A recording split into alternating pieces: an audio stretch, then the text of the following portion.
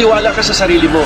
Yung kumpiyansa sa sarili, napakahalaga niyan. Marirealize mo na sa buhay na ito, hindi ka pwedeng magdepende sa ibang tao, kahit sa mga magulang mo, o sa asawa mo, o sa mga kapatid mo.